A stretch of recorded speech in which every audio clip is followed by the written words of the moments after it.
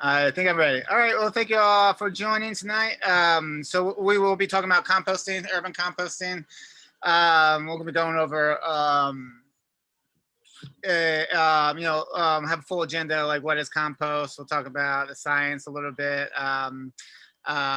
Best practices for city. City is definitely different in composting and rural or industry standards. So we're still working on trying to figure out, how to compost in the city. So we'll talk a little bit more about that. But and we'll talk just not about normal systems, but all of, we'll talk about a whole bunch of variety of different ways, from worms to bokashi to black soldier fly larvae to all different kinds of ways you can compost. Talk about compost tea a little bit more, and then urban compost safety guide. So that's our agenda today. Yeah. So what is compost? Let's start here, because a lot of people get this wrong. A lot of people associate compost with soil. Compost is not soil. It's soil amendment. It's something that you actually add to soil for a whole bunch of different great reasons. From one is like, if anyone's if you're gardening, compost is one of those things that you got to add every year to replenish a lot of the nutrients. A lot of the healthy biology. It helps with the soil structure. Like if you have a lot of people have really clay soil that may not have much porosity, so adding compost will increase porosity. Or maybe even if you have like sandy soil, adding compost will increase water retention and nutrient retention. So it does a lot. It helps bind soil erosion. It'll actually kind of help keep soil from it kind of sticks it together, so it's less likely to kind of erode if it rains really hard. It helps remediate. Like there's a thing called bioremediation, where if you have bad toxins in your soil, heavy metals, things like that, it takes a while. But if you get the soil biology really healthy by adding a lot of good compost teas, things like that, the natural biology will slowly start breaking down, not everything, but breaking down certain different toxins and heavy metals. So it can help with that. One of the coolest things it does is it kind of balances out your pH in your soil. So if your soil, it's not drastically, but if your soil, if you remember, we want our pH to be like between 5.5 and 7. That's where plants can very freely pick up nutrients and things from the soil. If it's too acidic or too alkaline, they have trouble picking up nutrients or absorbing nutrients. But if your plant's a little bit off, the soil, or your pH is a little bit off, like say if it's like 4.5, if you add compost, or if it's like 7.5, adding compost will actually create some kind of what they call a buffer zone, a pH buffer zone, will actually help your plants adapt to pH that's a little bit off. It's not going to help if it's way off, but if it's a little bit off, it can definitely help with that. So composting is amazing. It's like the best thing that even if you just add one thing to your soil every year, it should be compost. It's got everything you really need to grow a garden. Unfortunately, you have to order, you have to add it every year, because compost, if you ever filled up like I used to fill my raised beds with half topsoil, half compost, mixtures. But the problem is like, it looks really great and it grows really great. But then you come back next year and your soil, your raised beds are only half full, because compost breaks down Yeah. over time. So it still adds some residual organic matter and biology and things, but overall the bulk of it breaks down every year. So that's why you gotta have to re-add it every year to keep your soil as healthy as possible. So that's why we compost it ourselves, is to make our own compost instead of like spending tons of money every year. I know, like when I ran this one garden, that was our biggest expense. We would spend like 75% of the plot dues just ordering a giant dump truck of compost every year, and then like a huge carbon footprint with his dumpster driving all the way from like an hour away. So it's definitely making compost on your site is more ideal, but at the same time you have to be very intentional with how you're making it as well, which we'll talk a lot about that today. But why we urban compost, a number of different reasons. One is when we send organic waste to the dump. This is the generic diagram of the dump. Basically, they bury all your food scraps and everything, and your yard waste, and then they cap it off with a solid layer, and then they have these exhaust pipes that because it basically creates what we call an anaerobic. So we'll be saying these words a lot.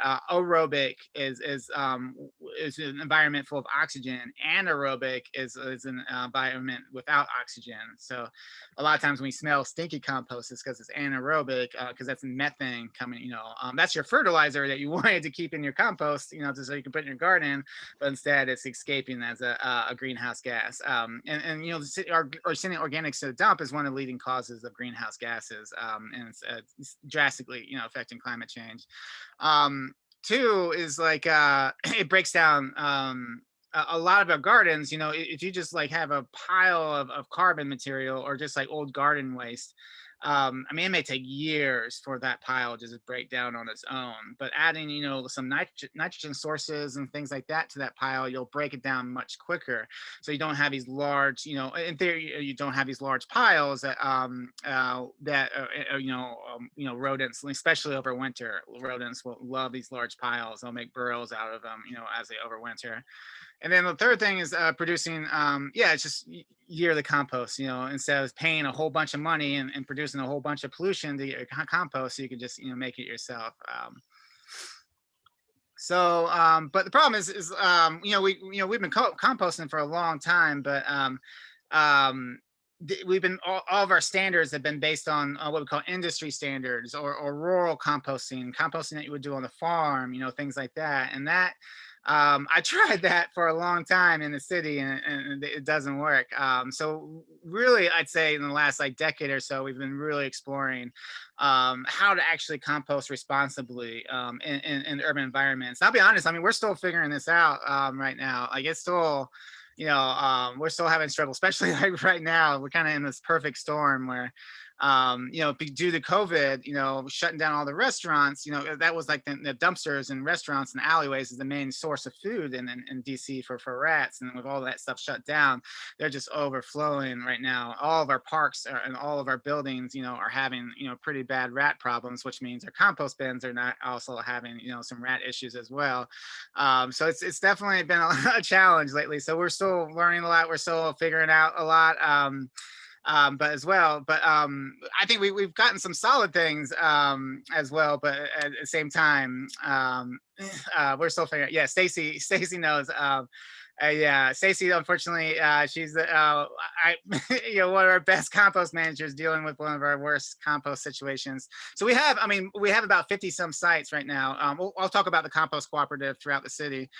So we have these compost cooperatives where people can join and they can compost in the community. And most of them are rat proof, but unfortunately, they're really, the bins are really nice, but they're really heavy and they're starting to sink. And when they sink, they start to open up cracks. And at the same time, we're overflowing with rats. And so we have about half dozen sites that are dealing with rat issues right now. So we're trying to work with them. But unfortunately, Stacy is dealing with a really bad one. We fixed the bin, and then all the rats went to those giant carbon piles. And Stacy and then pulled out and got rid of the rats from there. But then they're hanging out in the brush, and it sounds like they're getting into people's garden plots now and stuff. So it's definitely something that you need to be very intentional when you're doing this. And at the same time, we're also learning as we go. So anyone that says they're a master in urban composting, don't listen to them.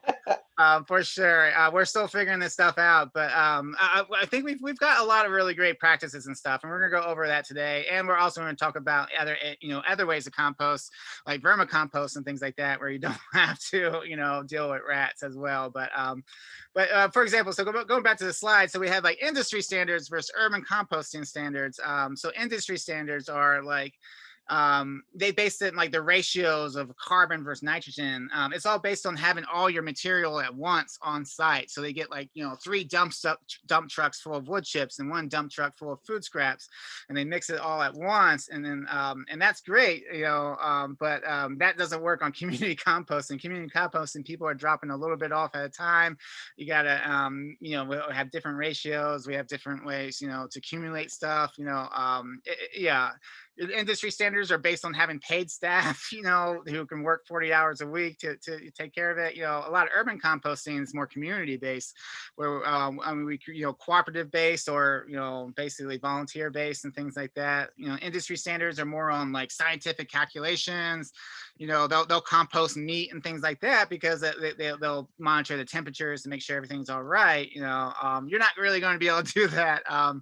And community standards are really going to be more about like a sensory approach. You're going to be looking at, smelling things, looking at things, and kind of adapting and tweaking as you go. So yeah, so basically, like I said, in the last decade, I took all these different, master composter courses and U.S. Composting Council's trainings, and I tried all of them in DC, and we just like created a rat situations. We created, we burnt people out. It was just a nightmare. So we've really been working on building new best practices and new models since then, and that's what we're going to talk a lot about today.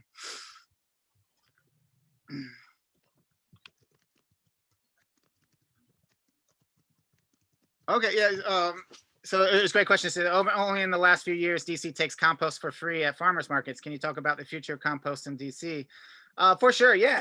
So that's a really great program. DPW, they hire contractors, which I think currently is Compost Cab, and they have one farmers market in every ward, and you can actually take all your food scraps once a week there, and it's a free service.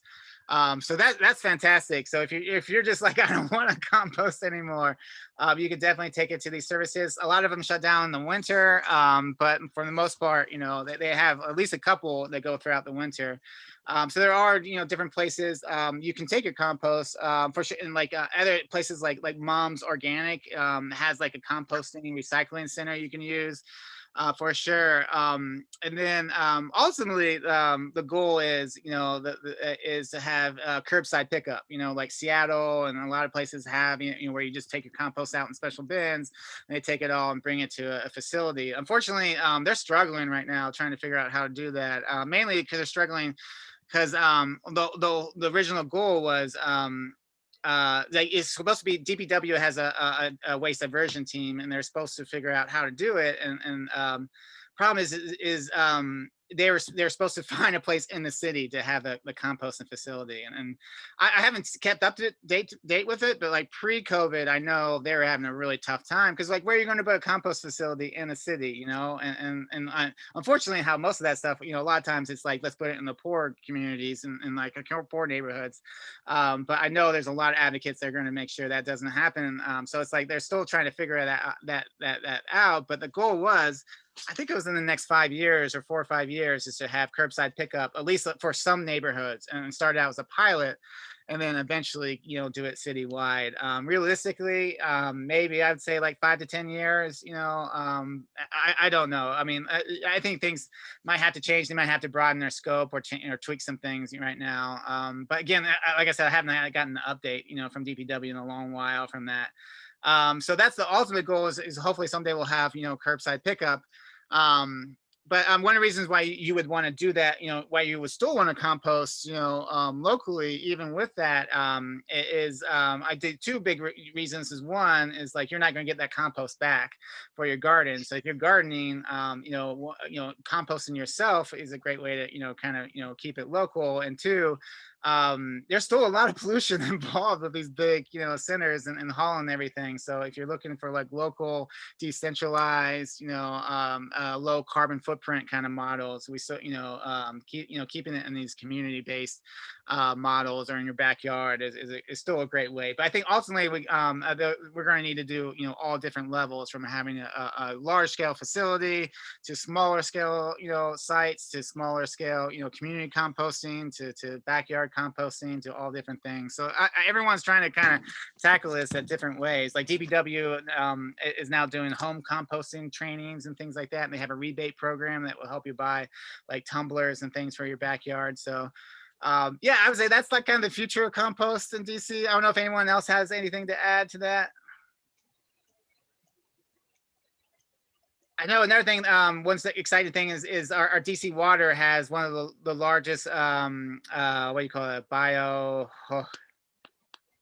what's the name of that biodigester in the country, I think, or in the world. It's up there. It's one of the biggest ones, and they actually, it captures it and composes our waste in anaerobic situation, environments, and then it captures that methane actually, and then actually powers the whole site, or most of the site from that methane captured. So that's called a biodigester. And then there's a lot of talk about, well, maybe we can send their food scraps there and we can compost in the biodigester. So I know they're also looking at that as well as one possibility.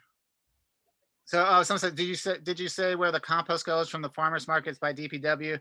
Yeah, so that's it's a mixture. So some of their compost goes to our community compost sites at DPW, but most of it goes to like larger scale facilities, like the Maryland Environmental Center has a huge composting facility and things like that. So most of it gets shipped out, but we do capture some of it, because some of our sites, they're not accumulating enough nitrogen. So compost cab will come and help them, and kind of drop some more compost, some nitrogen, just to get the whole pile going. But yeah, anyway, really great question. Thank you. But I'm going to move on. So we can try to get through this class hopefully on time.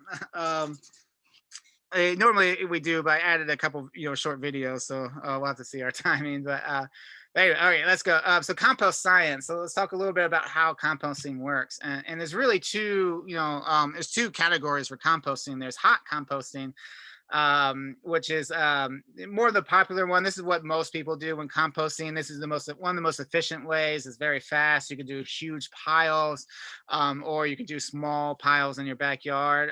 It's basically, you create this perfect mixture of ingredients that attracts this bacteria, this oxygen-loving aerobic bacteria, and they come in and they start eating all this stuff up, and then they poop out this really great compost afterwards. And the more that comes, they actually produce heat, so you can actually tell how much bacteria you have in a pile based on the heat. Like this pile right now is steaming. That's because it's got a whole lot of bacteria in there that's breaking things down and making some really great compost for them.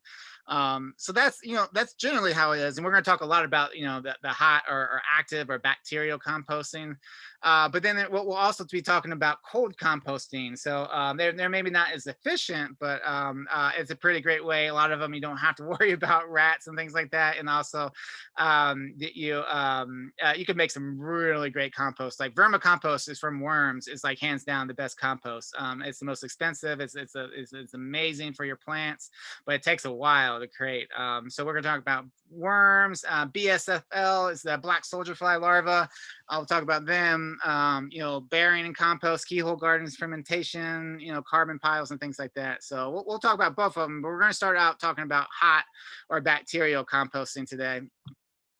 So like I said, the hot bacterial composting is essentially, you get 4 ingredients, you mix them together, and if you do it right, you attract this really great bacteria that breaks things down and makes a nice compost for you.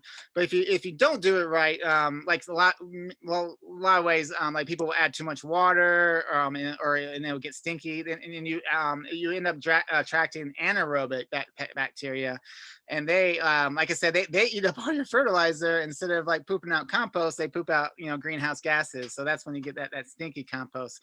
Fortunately, like composting is a very forgiving, system. So if you ever get like a smelly pile, you just add some carbon, mix it up, aerate a little bit, check on drainage and things like that, and the bad bacteria will go away and the good bacteria will come right back. But you just got to stay on top of it, and you have to, use your senses and your smells and things like that. But ideally, yeah. So bacteria, there's four ingredients to attract this the good bacteria that you want. It's what we call greens, which are basically nitrogen material, high nitrogen, and browns are basically carbon materials. Now, most things have nitrogen and carbon. It's just like some things have a lot of nitrogen and some things have a lot of carbon. So that's why we divide them into greens and browns. And then water and oxygen. So those are the four ingredients that you need to kind of monitor when you're doing hot composting or bacterial composting. So let's talk about these ingredients a little bit more. So green material. So this is the fuel for your composting. This is what the bacteria really wants. Like I say, if you just have a big pile of dried out, garden waste, it's going to sit there for a long time, year or two before it really breaks down.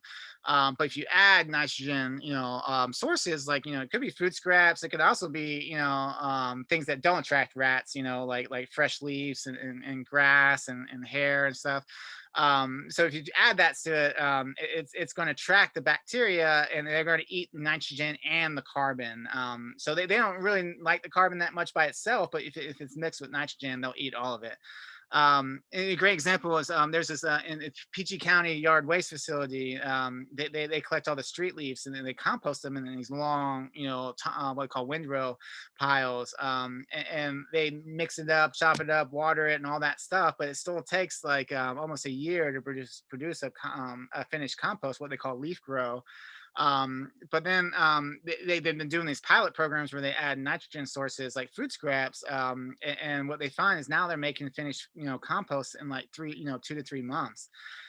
So that's one of the reasons why we want to use this green material is it really increases the rate of how quickly we can compost. So not only can we make more compost, but we can also start processing these huge garden waste piles quicker as well.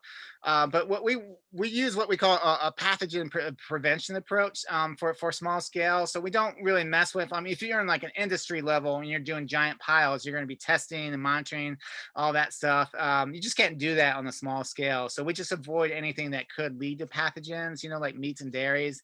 We're basically just looking for, raw vegetable and fruit scraps, coffee grounds, tea bags, as long as it's not those, those fancy, plastic bags, make sure we remove the staples. And then the only dairy that we do like is crush eggshells.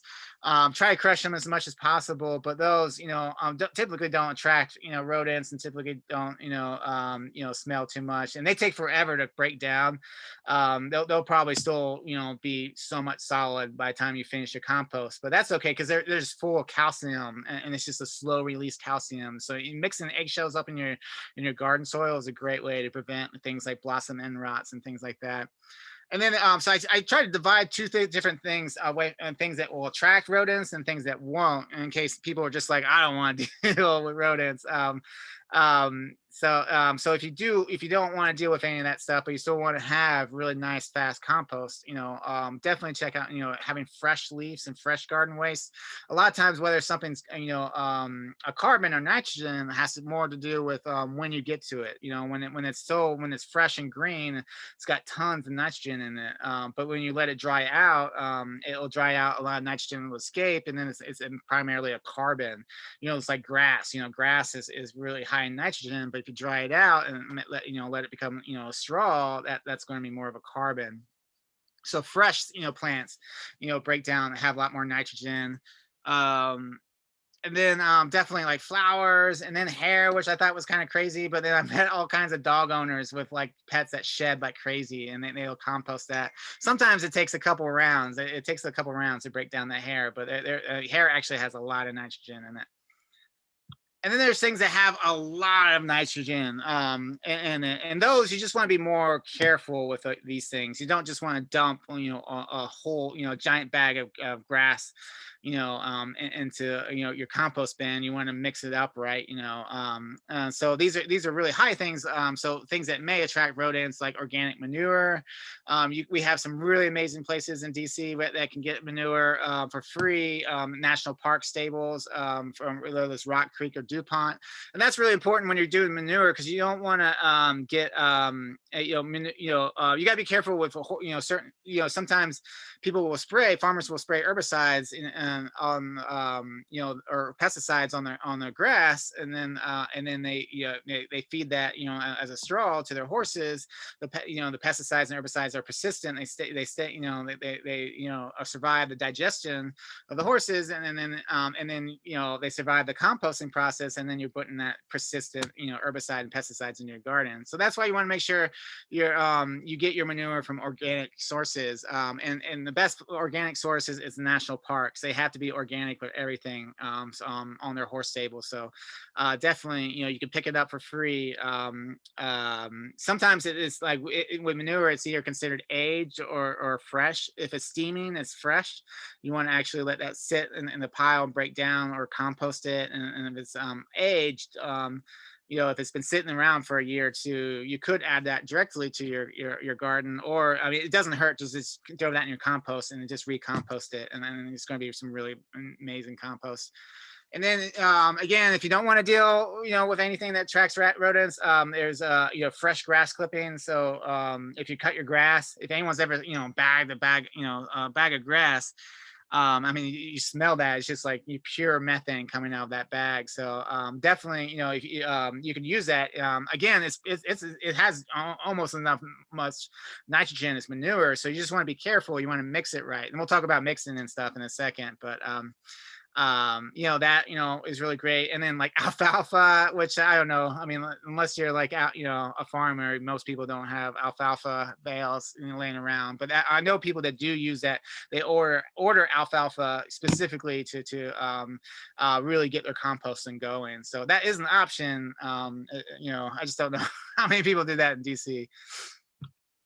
All right, then your next ingredient is your carbon material, your brown material, and this is what's going to keep your nitrogen in check. It's going to keep it from smelling too bad. Hopefully, keep it from attracting rodents and things like that. And that's but unfortunately, this is actually the hardest part of the equation, is finding enough browns, to cover up all and mix up, properly all your nitrogen material. And this is actually something that we've been working on for a while, is trying to get tree chippers and all these different things, government agencies to kind of help us out with this brown material. But brown material is typically one of the reasons why we partner, all of our compost cooperatives are at gardens, because there's a constant flow of organic material coming out of the gardens. And if you let that, kind of dry out a little bit into what we call a browns bin, it's a great source of browns. Also, leaves are great. If you can shred them or run them over a lawnmower, even better. But dried leaves are fantastic. Wood chips are, sawdust and wood shavings that don't have pressure treated wood, that hasn't used that, that's not have that green tinted wood that has copper in it, because you don't want to throw a bunch of copper into your compost. That's going to kill a lot of your biology. Straw, not hay. So difference between straw and hay. Remember, hay's for horses, straw's for people. Hay is like a wild field you cut down. It's got lots of seeds.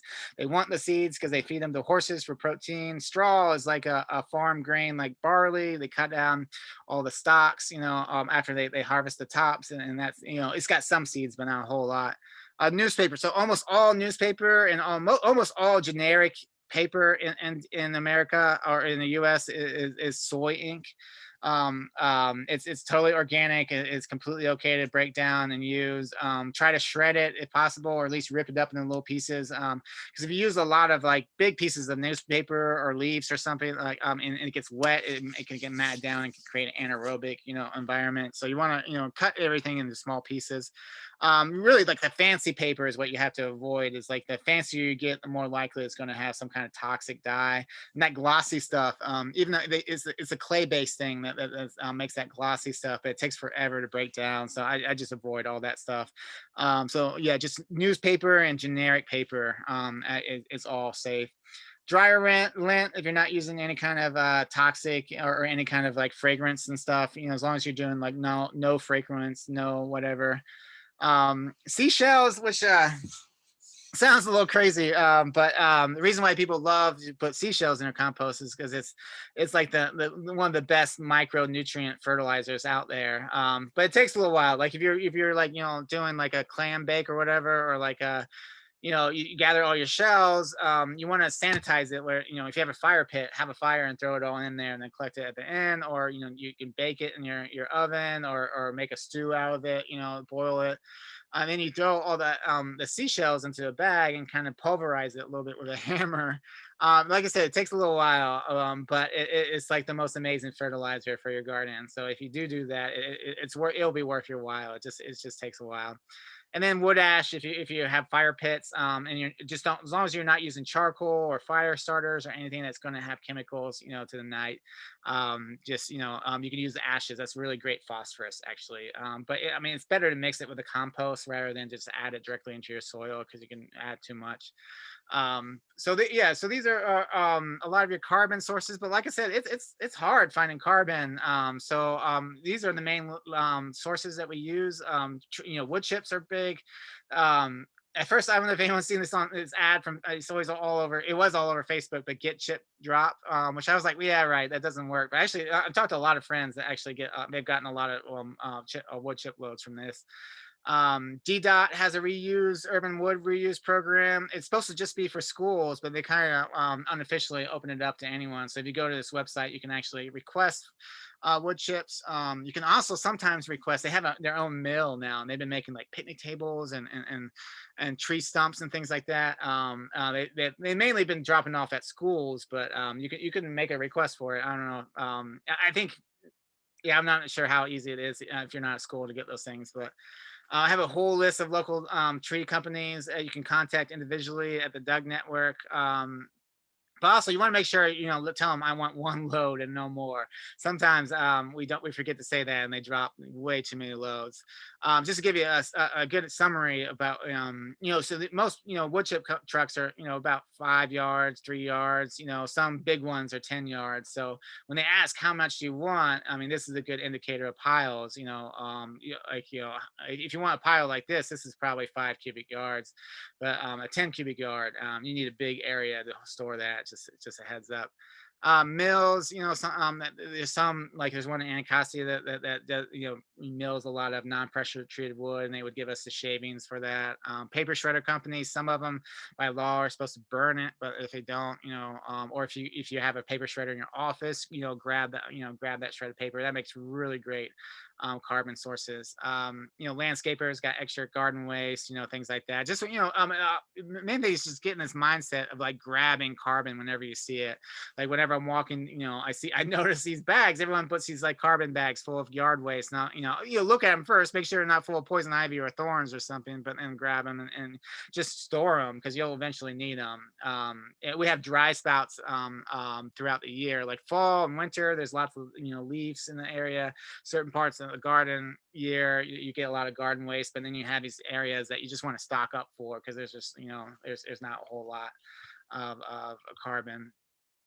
Also, Stacey says my neighbor is a woodworker, so I get bags of sawdust from him. Yeah, sawdust is fantastic. Really, like the best carbon source is just like getting a little bit of everything and kind of mixing it all up into your carbon bin, and letting it break down a little bit. You want at least like chunky, porous, kind of already starting to break down, kind of a mulchy kind of that's your best brown material. But sometimes you just got to use what you got though, for sure. And then one of the biggest things is when you're collecting this stuff is surface area. You want small pieces as much as possible with your green and browns. Shred your leaves, chop up your food scraps. Chip things. Even if you just cut it up, even if you just got paper, just rip it into little pieces with your hand before using it. So smaller the pieces, the more room there is, surface area for bacteria to squeeze in and start breaking things down. So the better compost you'll have. And then materials to avoid, I break this into always avoid, and then use moderately. So always avoid plants with diseases and lots of pest issues. Plants with lots of seeds. I mean, you're gonna get some seeds, like volunteers and stuff, like cucurbit seeds, like squash seeds are super hard to kill, and so you'll have some squash volunteers or tomato volunteers. It's not a big deal at all, but you don't want to throw like an invasive plant that's got 1,000 seeds on it into there. Meats, dairies, bones, pet waste, poison ivy, herbicides, all this stuff. And then like organic amendments like fish fertilizers and stuff. You can use that. Just I kind of stay away from it just because it smells so much that it will attract rodents. Even if they can't get in the bin, they'll attract them. So I try to stay away from that stuff. But then there's things you can use modernly, like oils. Like you don't want to throw a whole stir fry in there, but it's all right if you got a little bit of oil left. If you put too much oil, it will get putrid. Like breads and grains. If you put too much in that, it'll get moldy and smelly. But I mean, as long as you don't use too much, it's fine. It'll all break down, eventually. And then, citrus and pine needles. You don't want to do a whole lot, because it could, they're very acidic, but it can make really acidic compost. But using some's fine. You just don't want to fill the whole bin up with like grapefruits, spent grains. If anyone's a brewer, how they brew beer is they like boil hops and different things into the water for a while and add all kinds of, spices and things. But then when they're done with the hops, they just throw them away. It's called spent grains, or a lot of places, breweries will take them to like pig farms and stuff. But we have a lot of brewers in DC, and they call our gardens all the time being like, hey, you want some spent grains? You can compost it. Always say no, because it's actually, even though it looks brown, it's super high in nitrogen, and it's actually gets really stinky if you don't if you don't mix it with carbon really well. But if you have a local, like a home brewer, it's got a little bit of spent grains, that's fine. You just don't want to get like, truckloads of spent grains. And then these compost bags, these are actually made out from like corn plastic.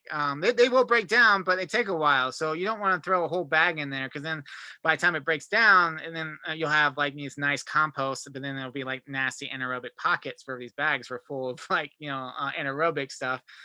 So you would just want to like, I just like open up the bag, dump it in there, and then rip the bag in little pieces and throw it in there, and it will all break down pretty nicely.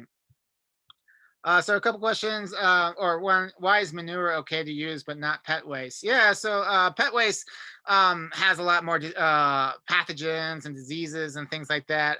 It's really hard to. I mean, you can use pet waste if you're monitoring everything and making sure you're reaching certain temperatures, so all the pathogens will kill. Like if you keep your compost over 135 degrees for like a week, and then do that, for mix it up and keep on doing that, you'll kill any pathogens in there, and that's fine. But I mean, pet waste is just like it's just full of really bad stuff, a lot of bad pathogens. As opposed to like manures, manures are typically not as bad. I don't really understand the biology. I'm not, or I don't really understand the animals and how that happens. But I know like manures from like cows and horses and things like that. Typically, I mean, it may still have some pathogens, but it's not as toxic as like pet waste. Pet waste is pretty toxic. I don't really understand it, so I don't know if anyone has a better explanation. I just know that's how it is. Okay. Well, feel free. Yeah, chime in if you do have a better explanation. But yeah, pet waste. Don't compost pet waste unless you really know what you're doing. A lot of people will bokashi pet waste, and we'll talk about that later on in this class. So, but yeah, definitely don't throw that in your normal compost pile. It is very high chance you'll have a lot of really bad pathogens if you do. And then like certain plant diseases you want to be careful of, like in tomatoes, especially tomatoes have a lot of wilts and a lot of blights, and sometimes it's hard to tell, but what basically, like if your tomato dies in the middle of the summer, throw it in the trash. If it wilts and dies in like September, October, that's probably natural. You can go ahead and compost that if you want. But a lot of people will just think will just compost it completely, or just trash. A lot of people actually ban tomatoes from the compost pile just because they don't want to spread. I mean, I compost tomatoes. I just make sure I don't throw anything that's like really diseased, like, and like we talked about, like early blight. Everyone's got early blight. That's not a big deal. But late blight and wilts and things like that, you definitely want to throw in your trash. I call it. So Stacy says about the pets. He says, I think it's because of pets' diet. They aren't herbivores like cows and horses. Yeah, I think you're right on that one. I think I do. Yeah. Yeah, herbivores, not so toxic, but like a lot of like cats have to eat meat, and dogs typically eat, are omnivores. So I think that, yeah, I think that's probably, reason why there's a lot more pathogens in their waste. And then, compost and iffy things. Like I said, if you're not sure and you want to go for it, get one of these compost thermometers. And then your goal is to kind of keep it above 135 degrees for as long as possible, and then that should like kill any kind of pathogen or anything like that. Or solarization process, so you actually like throw some diseased plants into a black trash bag, keep it in the sun for like a month, and then that should like basically microwave whatever's in there, and then you can compost it. So if you want to be a zero waste person, here's some ways to do it. Um, Okay, so we talked about the first two ingredients was carbon and nitrogen. Now the last two ingredients are oxygen and water. So oxygen, the bacteria that we want has a lot of it lives in the oxygen environment. So that's why we want to have lots of oxygen in our compost. That's why we turn it, compost as much as possible. That's why we have tumblers that like twist and stuff. That's why we have bins that are like completely open with mesh around it, to get oxygen in there, because we want an aerobic environment as much as possible. And there's different ways to actually do this. There's active and passive aeration. Active aeration, there's Peter Moon, this guy in Oregon, builds these O2 systems. If you ever want to make a lot of compost and you don't want to turn your compost, check out these systems. He basically has these active blowers that will actually blow a lot of air into your compost constantly, and then that just like fuels your bacteria. As long as you're watering it enough, you can make finished compost in like a month. Typically, most compost cooperatives, it takes about 3.5 months, to make finished compost. In your backyard, it may take a little longer, but these systems, this is like the fastest way I know to compost. Is these O2 systems. And then you have passive aeration, where you just have systems where like these piles. Sometimes we'll put these perforated hole pipes, and then as the pile heats up, they'll suck air in. Or this is the bottom of our compost bins we use for our co-op called the Compost Knox systems, and they have these paver stone floors, but then they're spaced out. They have these little cracks to allow drainage, but also to suck up air from the bottom as the pile heats up, and that will actually fuel. As the pile gets hotter, it will actually fuel the bacteria. And then your last thing is water. If you don't have enough oxygen, most of the time it's because you have too much water. When you overwater it, it pushes out all the air, and then you get that anaerobic situation. They have all these like fancy things, like if you squeeze your half finished compost, and it's like you can see your fingerprints. That's like what you're going for. You want moist. You don't want flooding. You don't want soaked. You want like a moist kind of idea. That's really why we, with our new bins, these bins that we designed, we put them off the ground and give them drainage. And that's like the best thing you can do for composting, is get it off the ground and give it drainage, because that way your compost will hold on to whatever water it wants, and then it will release excess water. But if it's in a pile, there's no way for that water to go. So if it rains or it gets too much water, you're gonna get some stinky compost. So that's why the best thing you can do if you're building a bin, and we'll talk about different how to build bins and stuff. Best thing to do is get it off the ground and give it drainage, and that should prevent your compost from smelling. Most of our compost bins, the only time they ever smell is when the drainage gets clogged, and that's you have to get in there and unclog it. But all right, so those are your four ingredients: carbon, nitrogen, water, and air. So now we're going to talk about different how we different practices that we could do to minimize different situations, rat situations, to keep from pissing off your neighbors, things like that. So let's talk about your bin systems first.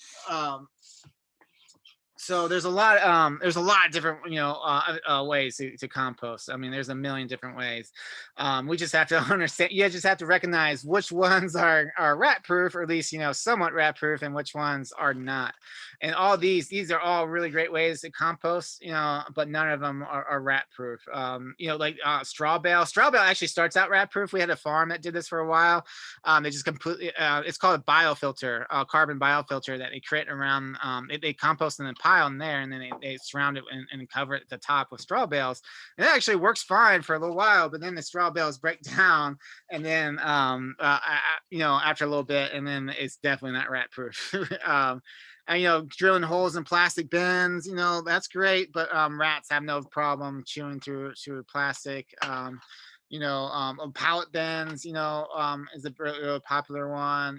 This cattle fencing, this is a nice idea. Like you fill up this bin full, and then when it's full, you just kind of lift the cattle fence, and you usually gotta like cut all the weeds and stuff on the bottom, but then you lift it up and then put it to the side and then start a whole new pile.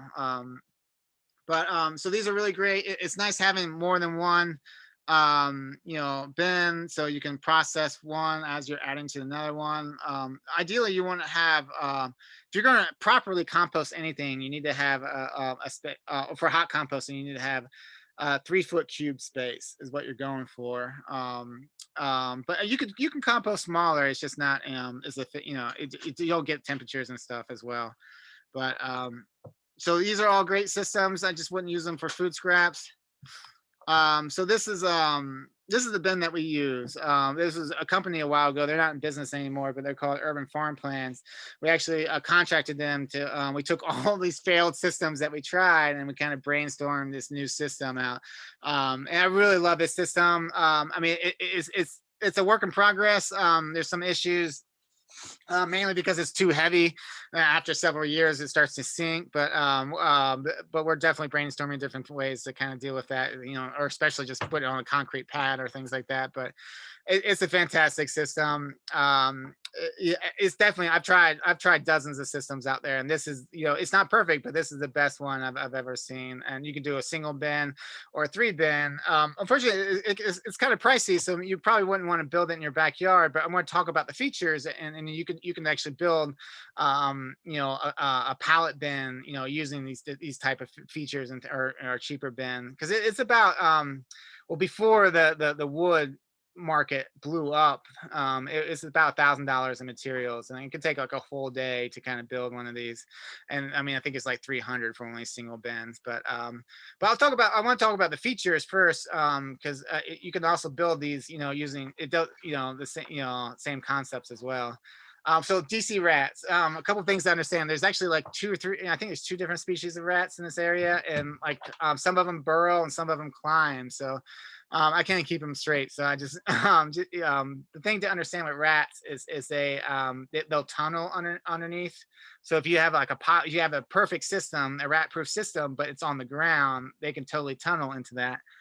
They can squeeze through. I mean, they can literally dislocate their shoulder blades and squeeze through a half-inch hole. So if you got, use chicken wire or something like that, like big holes and stuff, they'll get right through it. And they can also climb. So if you don't, if you have this awesome bin, but there's no, top to it, that they'll climb up and over. So those are the kind of the 3 ways that we need to prevent them from getting into your compost bin. Um, so that's with, so the first part, I'll talk about, well, one, we have paver stone floors, or so we don't have to worry about them, digging underneath and getting in. And we use hardware cloth. There's ½ inch for rats and a 1/4 inch for mice. So that way they can't, like normal chicken wire. I've seen rats just literally take a running start and just run right through chicken wire. But this stuff, I mean, it's really hard for them to get through. And then on the top, we have these, when we staple these hardware cloth to our bin. So if you're doing like a pallet bin, you could just put a couple pallets together, and then just wrap it with this hardware cloth and then staple it. But then, on the edges, I mean, they could actually pry open the staple. They can squeeze. So that's why we use fascia boards. So we use like a trim, and that we, screw in. So that way they can't just pop open the edges, and then squeeze through. So those are kind of like the three things that you really want to work for, and then lids. You definitely want to have lids on top of this, so they can't just climb up and over. So if you're making your own bin, these are definitely features to think about. Um, and then yeah, and then like for odors and things like that, that's why we get the bin off the ground and have these little screws that space out the stones, and then that way there's drainage, so it never really smells unless the drainage is actually clogged. I mean, it still has a compost smell, but it doesn't have that methane poop smell. So having lids as well, where we can control the amount of moisture. If you just leave it open and let it rain, you're going to get way too much water sometimes, and it can get smelly. And then having slats, I really like slats. If you just have a door, you open up that door and all the compost just falls out.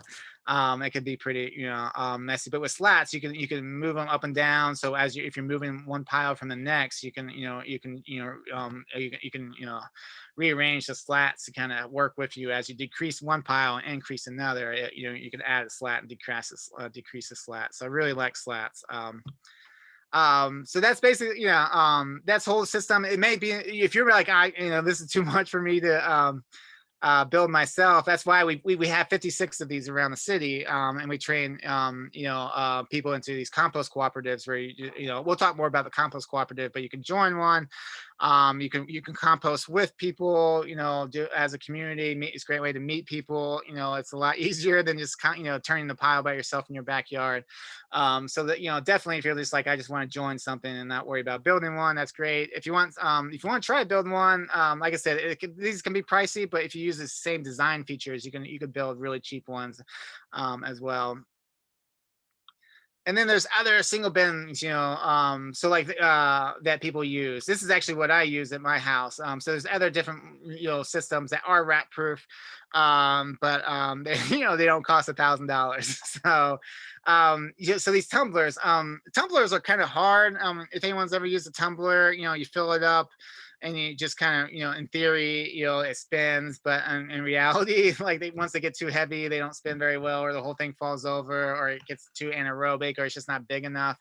But if this one actually this is the only tumbler I know that works really well. It's called a Lifetime. It's an 80-gallon one. You can actually get close to a 3-foot pile in there.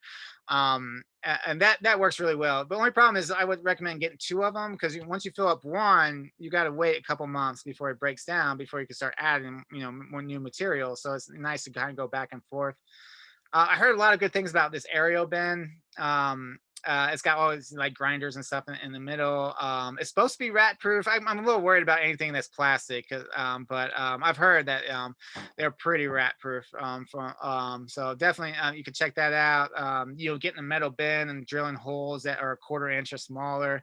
That works as long as it's a metal bin. This is the one that I use. So I built this pallet bin.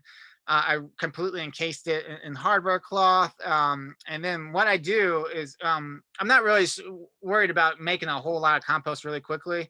I mean, I actually belong to a compost cooperative as well, and that's where I get, we mass produce compost. This is more of what I call a non-term brown bin, where you just basically, I fill this whole thing up with carbon, like, leaves and stuff. And then as I have food scraps, I kind of just like shove it in the middle of the pile every time I have food scraps, and it still has this encased, it has this carbon biofilter, so, and like the straw pile, so it doesn't smell. And it takes a long time to break down. Like I probably only harvest this once a year, but it's just a place where I can put my food scraps. That's in my backyard. That's rat proof. So that's another option you could think about. It's just creating a rat proof bin, fill it completely up with carbon, and just kind of just shove food scraps in the middle, once a day or once a week. And then it's nice to have having a trash can full of carbon as well, is great, because you guys still got to add carbon to all these bins, as well. So you need to have some kind of carbon source. And then, yes, I had a student last year actually did this, where they took a tumbler and they completely encased it, because they noticed that they had this like weak tumbler and rats were actually chewing holes into it. So they encased it in hardware cloth and made it rat proof. Um,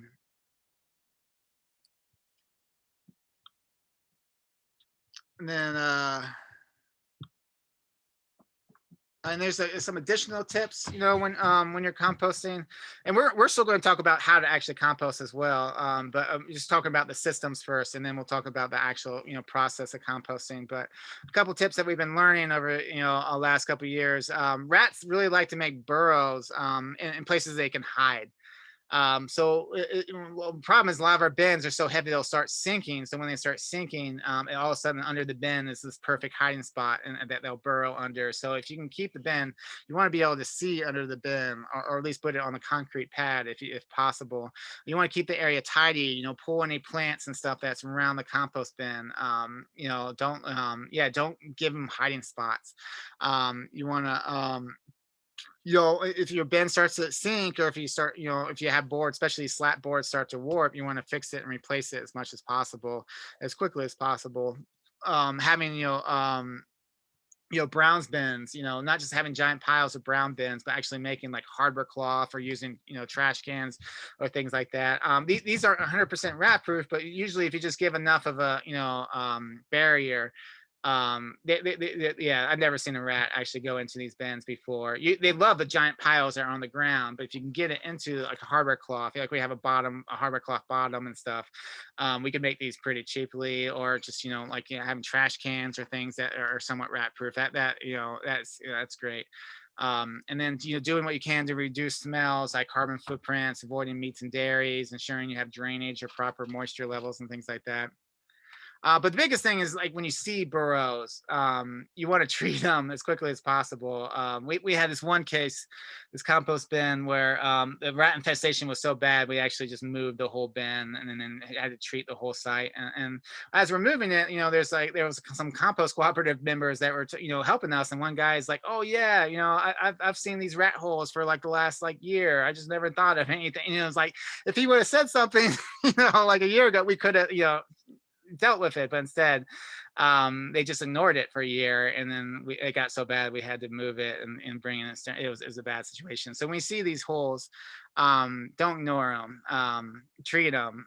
And that's what we already talked about this in the last class. So I'm not going to spend too much time, but rat holes, are typically 2 to 4 inch holes. If they're smaller, like if there's 1 to 2 inch or less, they're your ground insects, or moles. If they're huge, they're probably groundhogs. But rats are typically the only thing I know of in the area that has 2 to 4 inch holes. There's some easy ways you can try to have a heart. It's tough, and you got to check the cages every day. You can put peanut butter and stuff in fruit and things. The easiest way is just to get some bait. This is non-toxic bait. It's got mixed reviews, but I'm finding it actually works really well, and especially because it's in if you have rat holes in the garden area, you don't want to be putting like this really toxic stuff into the holes. But this stuff you can actually get at Ace Hardware. I'm not really sure what it's made of, but it's supposed to be pet friendly and organic, and it all breaks down. So the idea is like exterminator told me that you don't ever want to put bait next to the hole. You want to get a stick and shove it a foot into the hole. Anything that's not at least a foot into the hole, they just completely ignore. But once it's a foot in the hole, well, one, like a dog can't eat it, and then two, like they're more likely to pick it up and eat it. So doing that, once a week, baiting all the holes you see, and then eventually covering the holes back up, and then if there's new holes, bait those. That works real. Dry ice. If you get some dry ice from Harris Teeter sells dry ice, use gloves and stuff, but put some dry ice in the holes, and then covering them with a newspaper that's carbon dioxide. It will spread through all the whole barrels. You just gotta make sure you find all the holes, and cover them up. And then like the best thing to use is these like rat terriers. They're fantastic. They're like bred, even if they're like some domestic cute little house dog, they still have that instinct. If you let them run around in the garden for a while, they'll get that rats.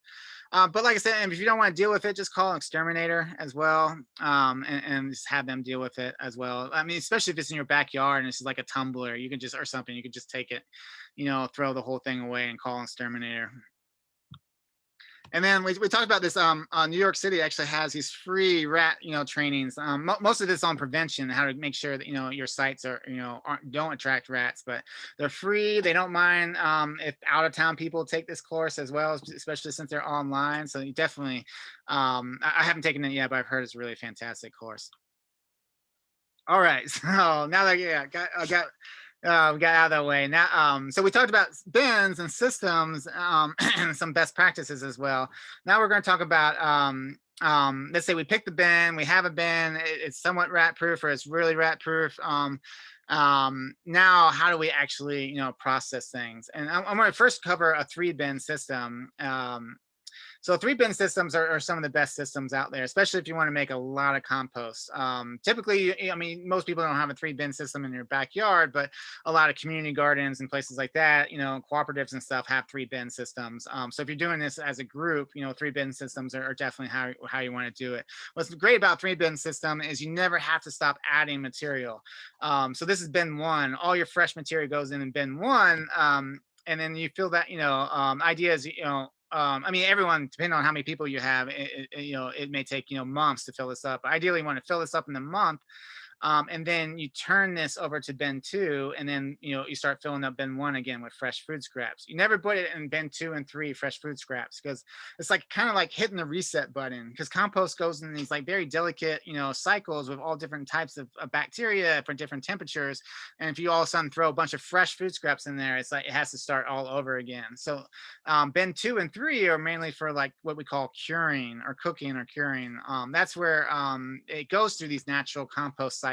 And bin one is where we add the fresh material. So then in theory, you fill this up in the first month, and then you move to the bin two, and you fill this up again in the second month, then move bin two to bin three, bin one to bin two, and then you fill this up the third month. And by this time, bin three is mostly finished compost. I mean, there's still things like wood chips and avocado pits and stuff you have to sift out, but it's almost finished compost by that time. So that's how most of this stuff works with 3 bin systems. So let's talk about how to actually build this pile on the 3 bin system. Um, so if you're using one of our bin system, our systems, or you made one in your backyard, um, what we used to do, especially if you have drainage, anytime you have, you start a new pile, you want to get a stick and just kind of, scrape out the drainage into the bins. And then you want to start off doing what's called a biofilter at bottom, where you just, the first layer should always be carbon material. Because ideally you want to completely encase all your food scraps with a carbon material. Um, and then, so you add 2 to 3 inches, make a nice little nest of different kinds of wood chips and things like that. And then, we do what's called lasagna composting. So this is what I was talking about earlier. With industrial composting, they have all the material on site at once and they mix it up, and that's great. But no one does that at community level, or in your backyard. You're not going to have all that. You're going to be adding a little bit of material at a time. So we do what's called lasagna composting, where it's kind of like you make a lasagna of brown material, then green material, brown material, green material. And by not mixing it all up, by keeping it in layers, it actually slows the composting down a little bit. And it gives you more time to try to accumulate and build a bigger pile.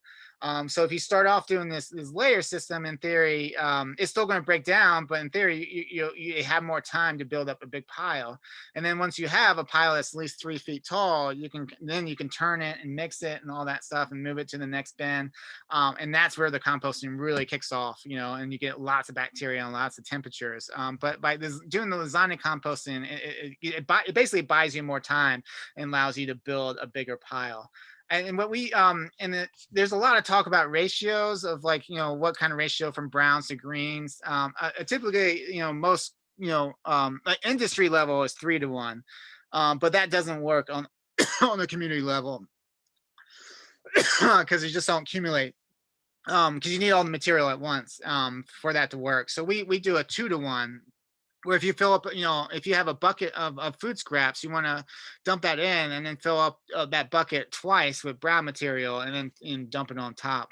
And then some people even go down to a 1 to 1, but we really recommend everyone to start at a 2 to 1. The main thing is you just want to make sure you cover up all your food scraps. You should never ever see food scraps in a compost bin. That's it. Like a lot of this stuff you're not going to remember, and or you're going to learn as you do it. But the main thing is you should never ever see food scraps in your compost bin, because then you're going to have flies, and then you're going to have smells, and then you may have rodents, later. But you need to make sure it always looks like it's just a pile of wood chips or something like that in there.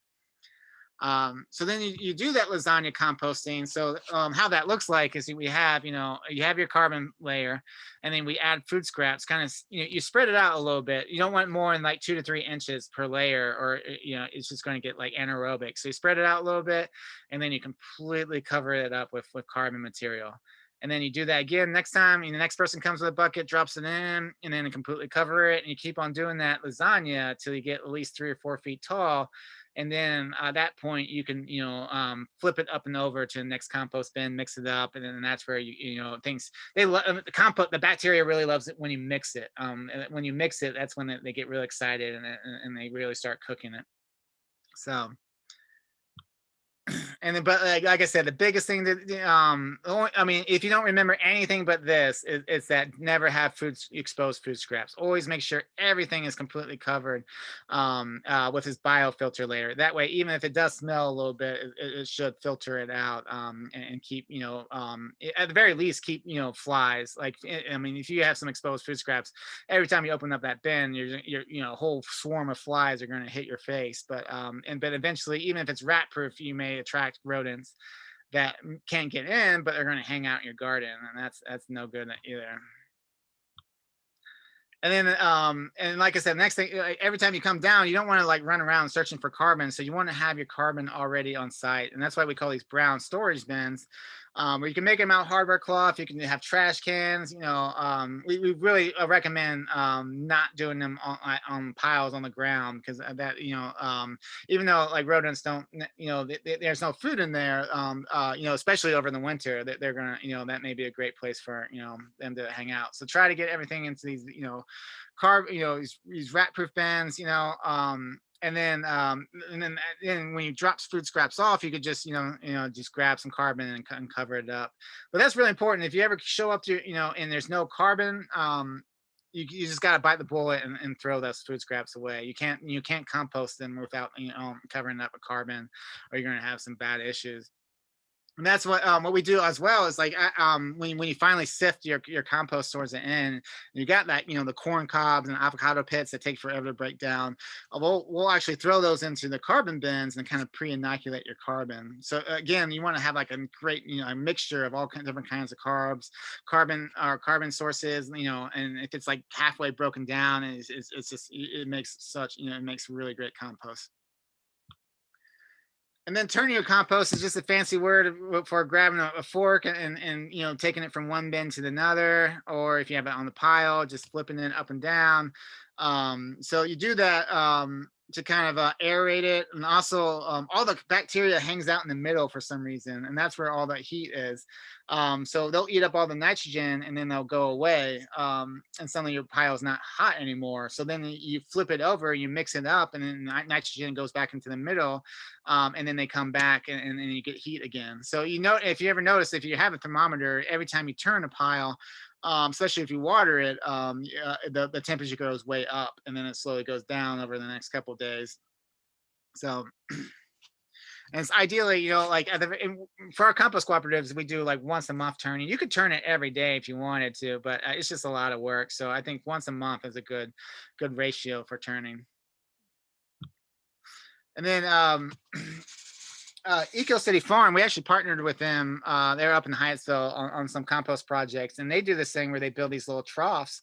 They pull out all the compost from the bin. They water it, they mix it up really well, and then they throw it back into the bin. And they do that like once a week, and they get compost like twice as quickly. So the more you turn, the more you water, the faster the more bacteria you're going to have, and the faster you're going to compost. So it's really just up to you how much you want to spend. We've found over many years that people are okay typically with like turning compost once a month.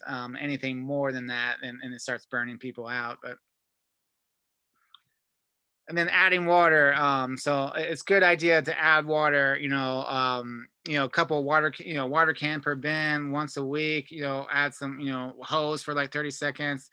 Um, especially if you have drainage, you really can't add too much water. So, but if you don't have drainage, you want to be really careful how much water. Try to calculate it so you don't, you don't overwater it and get it stinky. But yeah, ideally, like if you're not getting decent temperatures, it's probably because you're not watering enough. So definitely want to try water once a week if possible. I know most of our sites only water once a month, but yeah, if you want, more you water, the faster compost you'll have. And this is how the compost process starts. And these are different types of bacteria, thermophilic and mesophilic. And this is why you have to just let it sit in a pile, of like a 3-foot pile, and it goes through these processes where, it hits the first level of bacteria between like 75 and 100 degrees. And then it hits this it's really great bacteria. If you let it sit for a while, and if you have a 3-foot pile with a decent ratio, it will hit this top one, and that's where you get really great compost in this area. What happens, like I said, is like all the bacteria hang out in the middle. They eat all the nitrogen in the middle, and then when they're hanging out in the middle, like the temperature will shoot way up, and they're loving it, and then they start, kind of eating all, and they run out of nitrogen in the middle of their pile. And then it starts to cool down. And that's kind of like an indication, in the perfect world, that's an indication that you need to turn the compost, and you turn it, and then it starts over again. They shoot back up the temperatures, and then they eat all the nitrogen in the middle of the pile, and then they leave. So it's kind of, in the perfect world, that's kind of how it works. It doesn't always work like that in the community composting, but yeah. And then finish compost. So after about 3 months, or if you're slower, that's fine. Maybe after 6 months or whatever, you should have some finished compost in that third bin, but it's still going to be full of chunky stuff that's not, like corn cobs and avocado pits. So you need to sift this out. So you need to make some kind of sifter. This is the easiest one. It's like a pan for gold kind of thing. You just make a 2x4 box, and then staple some hardware cloth, dump some compost in the middle and hand sift it. And then whatever's left, by that point, rats don't want like a avocado pit that's been in a compost bin for 3 months. So you can throw that in your browns bin and start pre-inoculating your browns. And then you can, I don't know anyone actually does this. I cover your compost. I mean, your compost is pretty stable at that point. It's not going to wash away, but you can. Some people will cover it up. But we do a process that towards the end called curing. So if you don't like those roly-poly bugs, you should skip this process, because basically towards the end, there's just hundreds of those roly-poly things. And what they're doing is they're eating up the last bit of microscopic food scraps. So you just want to kind of let it sit, your compost sit in the pile, and you want to let them just do their work. And then after about 2 weeks, when all the bugs are gone, that compost is ready, it's completely done, is ready to go into your plot, your garden plot. So in theory, in the perfect world, like I said, you should be able to, produce a decent load of compost every about 3.5 months. Or if you're doing a 3-bin system, you're pumping out one every month. So it all depends on what kind of system you have. But from start to finish, in a perfect environment, which nothing's ever perfect, it should take about 3 to 4 months. All right, and then finish composting. So you can do the hand sifters, but man, we've been doing these tumbler sifters, and they are just amazing. Like the hand sifting could take like 4 or 5 hours to hand sift one of these bins, but if you get a tumbler, it's done in like 20 minutes. We actually shot a video of the one that we made for one of our co-ops. I'm going to play this video. And there's actually a guy did a workshop last year, a recorded workshop on how to actually design these. So if you want to build one, you can build one any size, small or large. He's got all different kinds. But check it out on Doug Network on our Advanced Growing series. You can find this. It's like only like an hour-long workshop, but.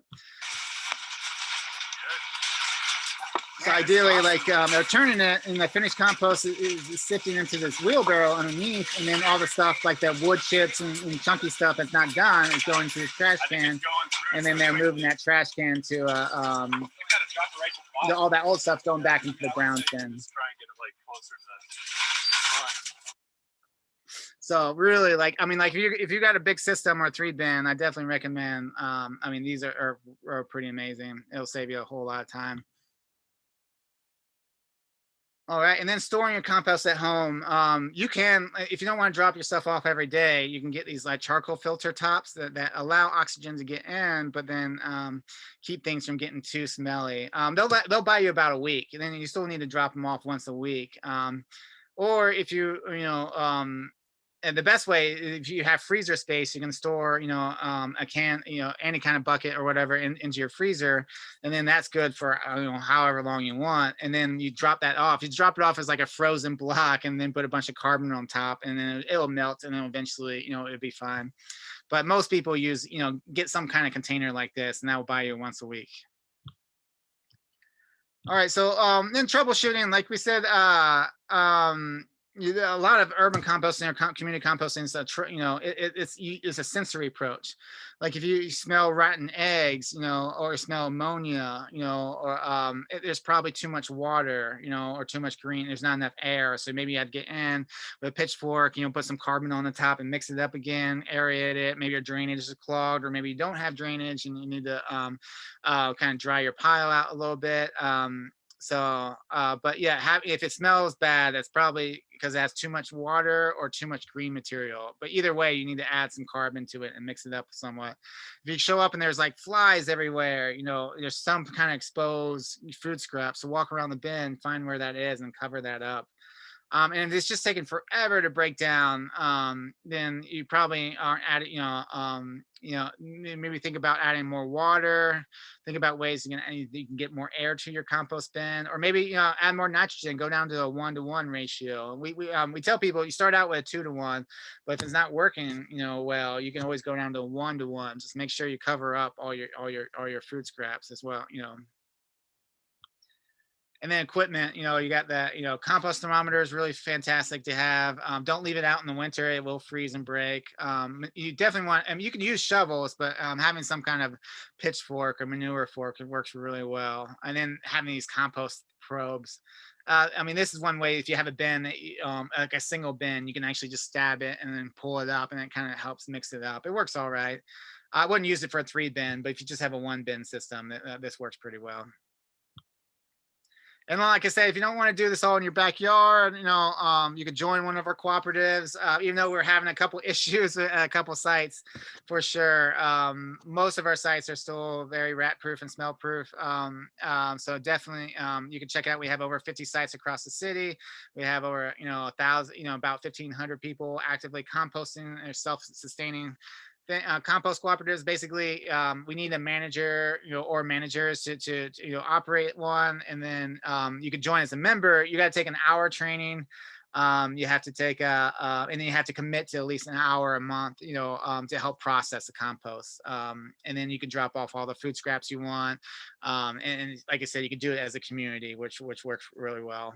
And then there's we're actually working on, we were in the middle of finishing this, but then COVID hit and my budget got frozen. But as soon as I get my budget back, I'm going to finish it. But we're actually working on this app, this Google Suits app that Loop Closing, a compost consultant, is operating, or is designing for us, where you can actually, you can weigh your food scraps, and then you can actually keep your stats. It can tell you, how many people are composting that co-op, how much weight each person has processed, who's like, it'll do like top contributors. We were talking about having contests and prizes and things. So really excited about this, but we were in the final stages of it. We did the test run, and then we were incorporating all the feedback into the final stage, and when our money got frozen. But I'm hoping, maybe by next year I can have this up and running. So pretty excited about this. Yeah, so Stacy said, yeah, for the friendship co-op is temporarily closed while we deal with this, that rat situation. So that's a tough one. But most of them are open right now, for sure. All right, so that was all. So the most of the class, the last hour or so, was all about hot composting. So like I said, it could be over, you could definitely do it in your backyard, or you could join a cooperative, if you don't want to do it by yourself, so there's a lot to it. But I want to talk about some other systems as well. that you can do. Some of these are a lot easier to do for as an individual. If you don't want to do a giant pile in your backyard, you can actually do some of these systems. You can actually do like under your kitchen sink. So we're going to talk about the mainly cool systems now, cool composting systems. The first one we're going to talk about is Bokashi. Bokashi is really cool.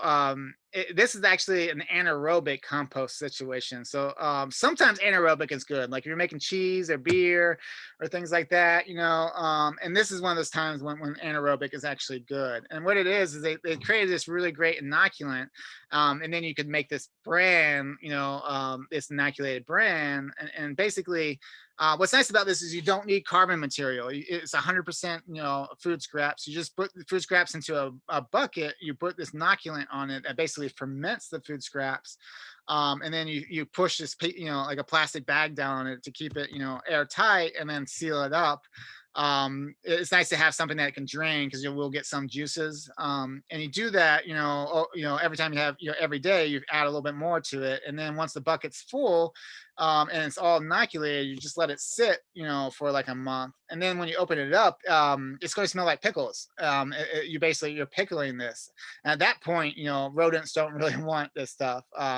So then at that point, you can it doesn't completely finish your compost. It only halfway composts it. So at that point, you can either bury it in your garden, and then come back like a month later, and it'll be a beautiful soil. Or you can, throw it into your hot compost system, or you could feed it to your worms.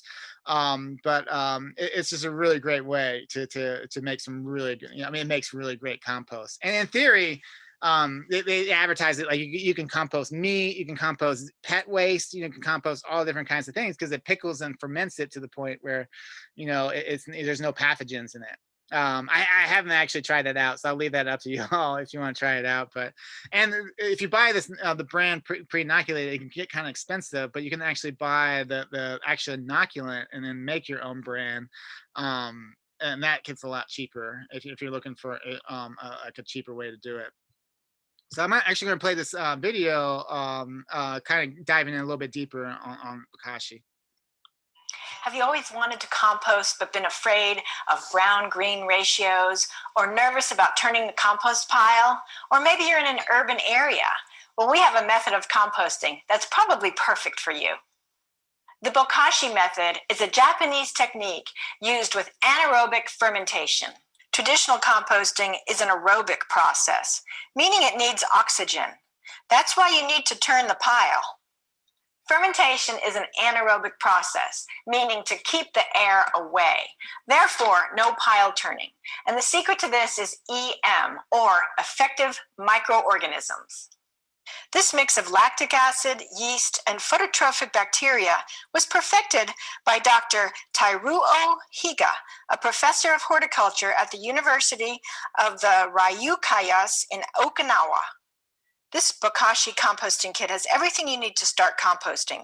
It contains an airtight bucket with a spout for draining off the Bokashi tea and a bag of the Bokashi starter. You can order single bags of the starter as well. To start, just add a layer of about 3 inches of food scraps to the bucket. Make sure and chop up any large pieces before adding. With Bokashi composting, you can even add meat, cheese, and small bones. Continue layering and adding the starter. Sprinkle the top layer with starter and stir to coat the food.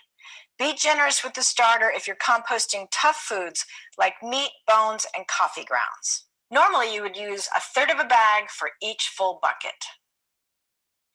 Place a plate or some other flat object on top to make sure that air doesn't get to the fermenting scraps. Then put the lid on tightly. Make sure it's sealed. Every few days, open the spout and drain off the rich Bokashi tea. Dilute this at a rate of 1 tablespoon to 1 gallon of water and use on your houseplants and in the garden. Repeat this process until your bucket is full, and then set it aside for about 2 weeks to further ferment. I like having 2 buckets going at one time so that I don't have to stop and wait. Don't add water because excessive liquid can make the mix rot. Also, you want to keep your bucket out of the sun. When the bucket is ready, the food won't really look that different, but it will have a sweet and sour pickled aroma and maybe some white growth on the top. These are all good signs. If it smells foul, something went wrong, and you're going to have to either add more starter or throw it out and start all over. This one smells good. After the 2 weeks, dig a 12-inch trench. Drain off the tea, then bury the bokashi. If you live in a rural area, you might have to bury it a little bit deeper. Wash the bucket thoroughly, and then you're ready to repeat the process. After 2 weeks, the bokashi will be broken down even farther, and then you can plant whatever plants you'd like right on top. If you're growing in containers, you can use your bokashi by filling a container a third of the way with potting soil. Fill it another third with bokashi. Mix them together thoroughly and top with a final third of potting soil. Cover with plastic to encourage an anaerobic environment. Wait 2 weeks and then plant. You can also add your bokashi to your regular aerobic compost pile. For more information, check out the book Bokashi Composting and Grow Organic for Life. All right. Also, worms love bokashi. That's what Eco City Farm does. They bokashi in large 50-gallon barrels, and then they feed them. They have these huge worm bins they feed them to, and then, yeah, they just worms will just destroy it.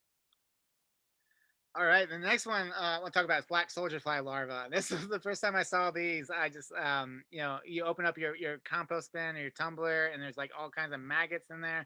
And I just freaked out and threw it all away. But then I found out these are actually good, larvae. They're actually called black soldier fly, and black soldier flies. They don't bother you. They don't, they're not like bad flies. Basically, they're attracted to you to open food scraps.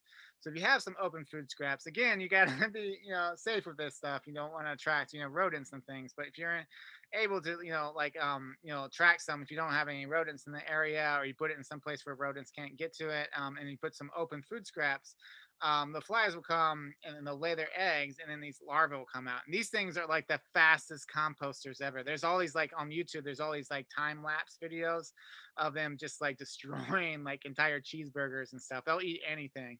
And what they do is they eat for like 2 weeks. They fill themselves up, and then they go pupate somewhere where they want to turn into a larva. And what they find, what a lot of people will do is they'll build these systems where they'll build these little ramps, these tubing ramps, and because they like to climb when it's time to pupate, and they climb up and they fall in these buckets, and then what they also found out is this is like the most amazing animal feed, like chicken feed and fish feed and things like that, because they absorb the entire, it's like a 1-to-1 ratio, which is really good for feed, animal feeds. Super high in protein. You can dehydrate them as well. You can freeze them, but it's really great chicken feed. So a lot of people, Billy System. I met this guy a long time ago who built this. I wish I took a photo of it. He built this hot tub.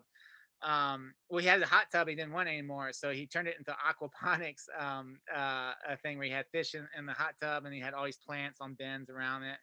And then when he would go away for like a week or two, he would start one of these bins, get a bunch of, he would time it just right, where we get all these like black soldier fly larvae to start eating stuff, and then like he'd time it so he went away right when they would start pupating, and then he would have these things that would lead into the hot tub, and they would crawl up there and just fall into the hot tub and feed this fish. It's pretty crazy, but yeah, really great stuff. So if you actually see this, if you open up your Tumblr someday and you see all this stuff, don't freak out. They're actually good. You can get rid of them pretty easily. Just cover up all the food scraps with carbon, and then wait a couple weeks, and they'll all pupate and turn into flies and fly out. So, but like I said, this is just a sign that you need to cover up your food scraps more, for sure. So this question, do the worms eat bokashi faster than food scraps? Yeah, for sure. They eat it real fast. Um, yeah, they love bokashi because bokashi is like halfway broken down, and it's just like the perfect, texture for them to eat it up. And then we saw a little bit on this on the bokashi video, but another way is called trench composting. You want to be really careful. you want to dig this stuff pretty deep, or you're going to have like raccoons and possums digging and stuff and eating, feasting. But idea is you want to do like 6 to 8 inches of soil on top. So you build a big trench. Let's say you want to build a garden someday in this grass area. So you just dig a big trench, cover it full of food scraps, and then put the dirt back in. And what happens is all the worms and bacteria and biology come in and they eat all those food scraps, and they just create the most amazing soil. So you would do this a couple months before you want to plant, or at least a season before, and then you come back to plant, and it's just beautiful soil at that point. And there's also really cool ways to do this in existing gardens called a compost tower, where you get some pipe, maybe one end's got some holes in it, one doesn't. Get some kind of cap or something, so you don't want animals again, mice crawling in there. And then if you don't have any worms, go to bait shop and get some like night crawlers, throw them in there. And ideally what you do is once a day, like you just grab all your dinner scraps and you throw it in this pipe, and it goes into the middle of your garden, and then worms come in. Worms, like night crawlers especially, they don't actually eat the food scraps. What they do is they grab some food scraps, and then they pull it through these tunnels that they make, and then the bacteria that forms and fungus that forms, they come back and eat that, the fungus and bacteria. So they're basically just spreading organic matter all over your garden and increasing all kinds of biology, and they're tilling, and it's just a really amazing way to kind of feed your garden all year long. You just got to be careful not to overfeed it, because your biology is going to only work so fast. Another question: can you put bookish in the community co-op? I don't know if you meant, Julia. I don't know if you did you mean bookish? I don't know what that. Oh, do you mean bokashi? Can you put bokashi in the community co-op compost? Yeah, for sure. You can 100%. Yeah, use bokashi, and that, I mean, bokashi, like I said, it breaks down so much nicer, and it really makes really great compost. So yeah, you'll have some happy co-opers if you do that. And using that same concept, there's this permaculture design called keyhole gardens, where you actually you build this circular raised bed. It looks like a Pac-Man in the middle, and then you get some hardware cloth. Make it. These are usually bigger, so you want to make it rat proof. So make a hardware cloth casing, and then with some kind of cap, and then throw your food scraps in the middle, and then again the biology and the worms will come. They'll eat it, and they'll pull all that stuff out, and then they'll just fertilize your entire garden. So this is what keyhole gardens look like. And then the last way we're going to talk about is vermicompost. So this is definitely the best compost out there. It just takes a while to make, but vermicompost is it's so amazing. They've done all kinds of tests. Every time they do a test where they compare something grown with vermicompost versus normal compost, the plant is always like 3 times as big. It's just the biology in the worm as it chews food is just like so beneficial, and it's just you just get the most amazing compost from vermicompost. So the advantage is you can do it anywhere. You can do it inside. You literally, I knew someone that had a giant vermicompost bin that was holding up her living room table. So she would just like remove this like piece of plywood, and then it would be this worm bin, and everyone would throw their dinner scraps in there. So you can do it anywhere. You just got to know what you're doing and be able to like stay on top of it. And you can do it outside. You just keep it in a cool area, and the worms actually reproduce themselves. So the longer you do this, they'll multiply. As long as you keep it healthy, they'll keep on multiplying to the point that eventually you can give away your friends and family members worms and stuff, and start new bins.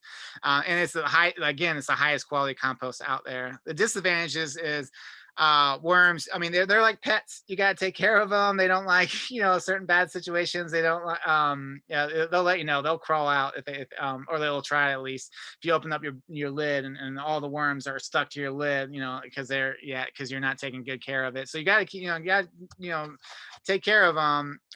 It can start out small. It takes a while until you build your population. It could you're not composting a whole lot of things, and there's certain things they hate, like they hate really aromatic things like onions and citrus and things like that. So you can't compost everything in the worm bin. But again, it's good to have some bedding, but you don't need a whole lot of carbon sources. So that works really well as well. So some Stacey said I do warm composting. I emptied it once a year in my garden. I don't sift. I have a 3-tier system. So we'll take 2 tiers and just empty into the garden, and take the third bin and separate to the other bins to start over. Oh, cool. So it's like a worm hotel kind of. Yeah, we'll show you. Yeah, it's awesome. Yeah, we'll show you how to do, how to actually make something like that. So basically, yeah, you got to make your worm bin. And the idea is, this is like the most common worm bin. You get the same size totes from Home Depot. You can get any size. Drill some holes on the top one, so to have air. And the bottom one, this is a bad photo. You shouldn't drill holes in the bottom one. The bottom one's just to capture the liquid, because they produce a lot of juices, and if you don't capture it and drain it in a bottom bin, it gets kind of nasty. So you drill holes, and then you have a top because they hate sunlight. And basically, I mean, you don't want to use night crawlers. You want to use red wiggler worms, because red wiggler worms actually don't grow. They don't live in the soil. Like if you don't ever throw red wigglers into your garden because they're not going to survive. They live on like forest floors and stuff. So they love compost bins. So you can order them at like Uncle Jim's Worm Farm. Sometimes Veterans Compost has them. Try to order at least 1,000 worms. Is usually like $25-$30. They'll come in this big bag, and idea is you want to shred a bunch of paper, make some bedding. It's a good idea to kind of grab some garden soil. It like primes their gizzards. The gizzard is like what they use to chew things, and they need to prime it with some kind of gritty, something gritty like soil or sand or something. So you throw some garden soil in there, and then put the worms in there, wet it down, with a spray bottle. You don't want it soaking; you just want it moist. And then I cover them again with another layer of bedding, and then you put the top back on, and yeah, you just feed it. I'll talk about feeding in a second, but that's basically the worm bin, and then the juices will flow to the bottom bin. You want to empty that once a week, and then they'll start slowly. You add food, and they'll slowly start feeding and stuff. But yeah, you want to make sure you use 1/8 inch, drill bits. Don't use real fat drill bits, or they're going to crawl out the holes. You want small holes so they don't crawl out. And you want to drill holes on the bottom of the top bin. So this is what it should look like. The bottom bin is just a tray to capture liquids. The top bin, you want holes on the sides and the holes on the bottom so it can actually drain into the bottom bin. Um, and then you rip up some newspaper or straw or something, moisten it with a spray bottle, put some starter soil in there, and then you add worms. And I'm gonna play this quick video, kind of show how that looks in real time. I'm Emily Murphy, and I'm making a worm bin. Now, it might not sound that exciting, but worms are a fabulous way to recycle your kitchen scraps and make soil for your garden. These are red wiggler worms. They're surface feeders, and they make compost quickly by eating through your kitchen scraps. The first thing to remember when making a worm bin is that they're living creatures. And like other living creatures, they need food, water, shelter, and air. So my worm bin has to have circulation and ventilation. I've added these drill holes here using a 1/4 inch drill bit. This is going to be the bottom of my bin. You can see that it's solid. It doesn't have any holes. And then the next level actually has holes in it. Worms can move through here. Water can move through here. Sort of like a cup and a saucer. To make the bedding, I'm going to be using shredded newspaper and leaves. Because believe it or not, worms will end up eating the bedding besides the kitchen scraps. I'm going to start by filling it about 1/3 full. Worms live in a moist environment, so their bin needs to be moist as well. And once that feels like a wrung out sponge, not too wet, not too dry, then I'm going to add a little bit of grit. This is garden soil. The grit helps the worms with their digestion, and I'm also adding fungi and bacteria to the bin at the same time, which also helps with decomposition. Next, of course, the worms. Now, I've ordered these from a local worm farm, but you can probably also find red wigglers, say, at a bait shop. I'm going to add them in, and I can add kitchen scraps now too. So you're going to add your kitchen scraps in, and you can add them in every few days, once a week. And when you do, just put the food in a new place. You put this in, so it's another 1/3 of bedding material. Spray it again so the newspaper is damp. You're going to cover it over, and you're going to store it in a location that's not too cold and not too hot, about 50 to 75 degrees. And there you have it. You can add kitchen scraps and make soil for your garden. All right. So there's a couple questions. Adam says, I hired a couple tumbler composters. Can I use that for worms? Yeah, you probably could. You just want to, yeah, make sure it's got decent drainage. Maybe you want to drill some extra holes. I always find those tumblers don't have good drainage, so I recommend drilling them. But I want to talk about how to feed them and how to harvest them. So it might be kind of hard to like feed and harvest them, or at least to harvest the finished soil. So yeah, definitely, yeah, make up your mind after you hear the next couple slides. Caitlin says this required a bit of investment up front, but works really well as a worm bin end table on my balcony. Oh, cool. So you definitely check that out. I don't know if I think if I pop this up right now, it will mess my. I'll pop it up after the presentation's over because I think it messes up the PowerPoint. But definitely check out. It's cool. That's where I order my worms. Actually, Uncle Jim's Worm Farm. I think it's in Pennsylvania, and they have some pretty good deals as well. But yeah, I'll check that out in a second. So feeding them. So a couple, so let's talk about feeding and harvesting. So these are two kind of delicate things. So feeding, you want to be really careful not to overfeed them. And this is where the tricky part is you need to like, kind of monitor it. You don't want to actually, it's nice to say, oh, just add it every couple of days, but you actually want to pay attention to how much your worms are eating. And you want to, ideally, you want to wait till they're done, almost done with their old food before you add some new food. Because you keep on adding more and more food and they're not, they're getting overwhelmed, that food will actually start rotting before they eat it, and you may get fruit flies and things like that. So you want to kind of give them a decent amount of food at first, and then just kind of watch it, and like I said, when it gets to when they're done about halfway to 2/3 of done, you can add some more. And hopefully after a couple of weeks you'll get the hang of exactly how much they eat, and then they'll eat more and more as they reproduce. But that you just want to be careful not to overfeed them because then your bin will get kind of nasty if you do. Ideally you want them to finish all their food within a week.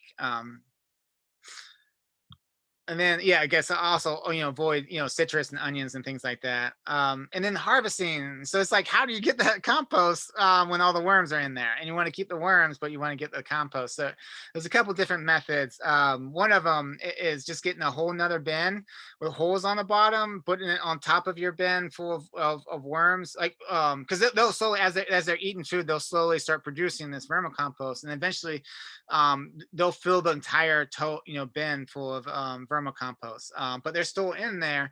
So you want to put a brand new bin with holes on the bottom on top again, and you want to give them a couple weeks, and they'll all, and you put fresh bedding on the top, you put fresh food scraps and stuff. You stop feeding the bottom one, and they'll all migrate to the top bin, to get the food scraps. So you want to give them a couple weeks, and then you even give them, usually like a month, or maybe like 2 weeks, because you not only do want all the worms to migrate, you want all the eggs to hatch, and then the baby worms to migrate. And then ideally, you should just be able to lift this top bin off, and you got all your worms in there, and you just got a full bin full of like amazing vermicompost. It's so exciting when you actually have like a whole lot of vermicompost. And another method is you could just feed just put your food scraps on one side of the bin for for several weeks, and all the worms will migrate to the food scraps. Give it a couple weeks for the eggs to hatch and migrate, and then you can just scoop out this one side, and then you put the bedding and food scraps back on the other side, and then they migrate back, and then you scoop the other side. So that's why I said with a tumbler, you could just think about, you got to come up with a plan on how to actually harvest the compost before in the tumbler. That might be a little bit hard in the tumbler, to be honest. But yeah, let me know if you think of a plan though. And then storage, they like to be, between 50 to 85 degrees. They don't like to be in the sun. So if you put them outside, keep them in the shade, keep them in the shed or basement, under the kitchen sink is where a lot of people have it. um, you know, um, but if you have to keep them outside, you want to be careful, like especially over the winter. Like most of them won't survive the winter. You could do things like dig a hole, kind of drop them in the hole, and then like cover the hole with mulch. That will keep them somewhat warm. A lot of times, even when I do, I'll like one time, a couple times I'll forget that, like I have an old worm bin. A lot of times, a couple your eggs or some worms will survive and they'll repopulate the bin again. But you have to start all over again. So if you can bring them inside during the winter, that would be ideal. And then troubleshooting. So a couple issues people have. Um, One is like sometimes you'll get like fruit flies and things like that. I definitely had a group house where I had like blew up fruit flies. All they were not happy. They were everywhere. But I did learn that these nice little tricks where you get some like apple, some apple juice or something, put like a cone, paper cone, and then they fly in and they can't fly out. You just get a couple of these and put them around the house, and that takes care of them really quickly. But I also realized it's nice to have a bucket of shredded paper next to it. So whenever I put food scraps in, I cover the food scraps with shredded paper, just like I would in a normal compost bin. And that seems to like keep fruit flies from like landing and laying their eggs. So that helps out a lot. So again, like making sure that there's no exposed food scraps. That really helps with any kind keeping any fruit fly outbreak. Um, Also, if you ever open up your bin and it looks like they're all trying to escape, that's because you're doing something wrong. It's probably because there's not good drainage. You need to have better drainage. They're probably drowning in this, or maybe they put too much citrus or things, and they're escaping that. So maybe you want to pull out the citrus or onion scraps and things. So definitely yeah, this is the bad sign. They should never look like this. But if they do, try to spend some time trying to figure out what it is. Um,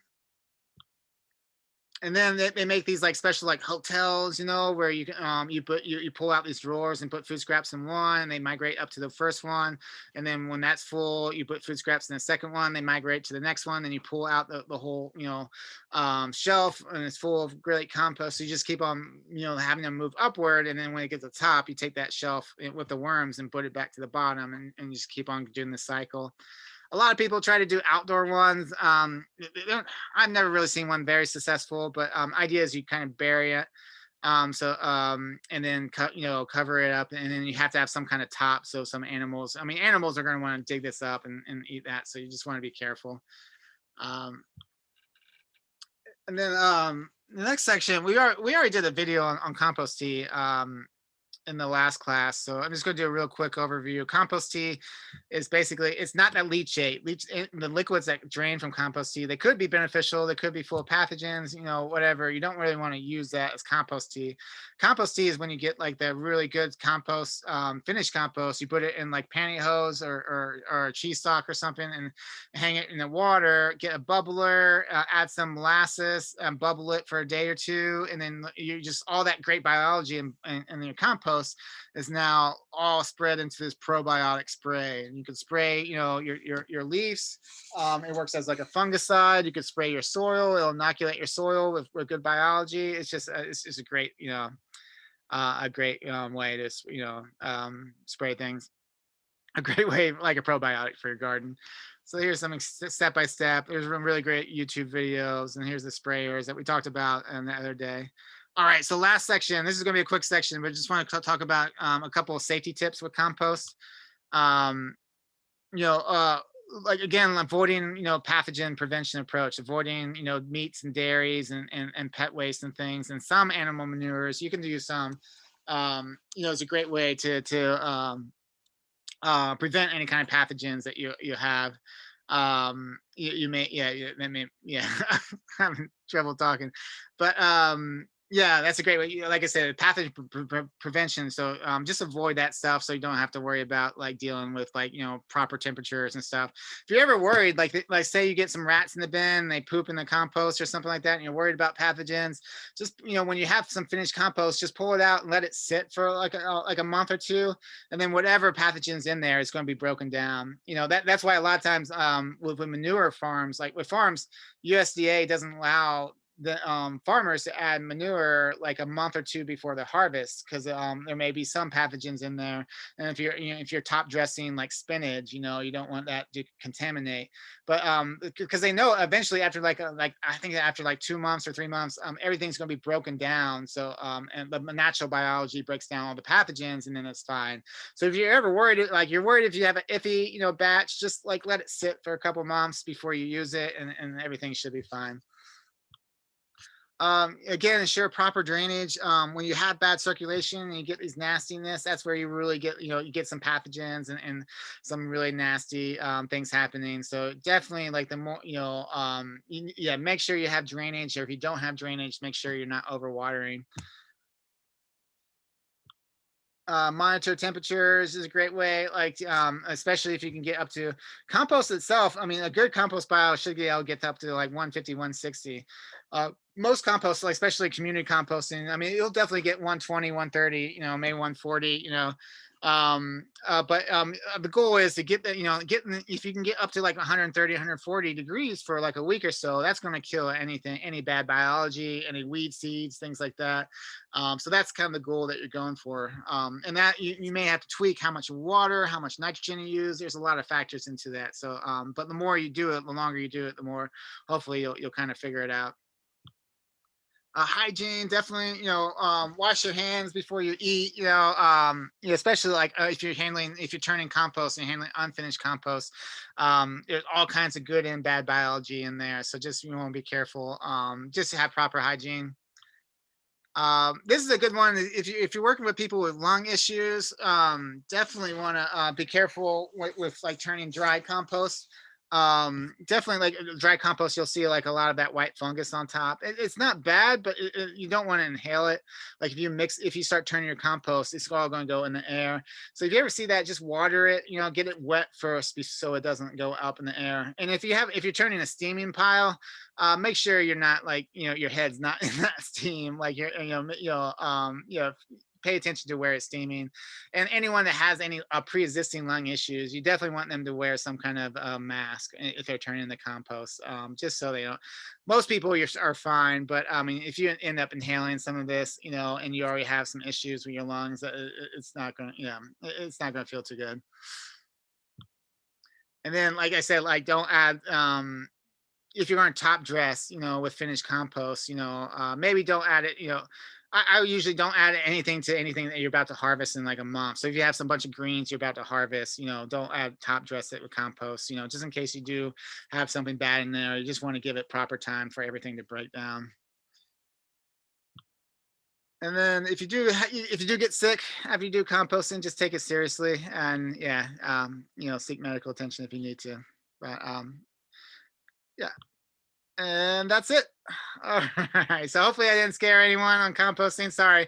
Feeling a little cautious about composting these days, but it definitely is a lot of great ways to do it. Like I said, most of our cooperatives are working fine, and the ones that aren't, a lot of it has to do with bin issues and stuff, and we're figuring out new ways to kind of figure it out. So it's still a work in progress, but there's a lot of great options out there for composting. Even if you don't want to do that, there's like good paid services and farmers market drop offs and things like that. But definitely, yeah, hopefully you could find at least some way to compost in some fashion, because it's really important that we get as many people as compost as possible. But yeah, thank you all so much. I'll stick around for a little while.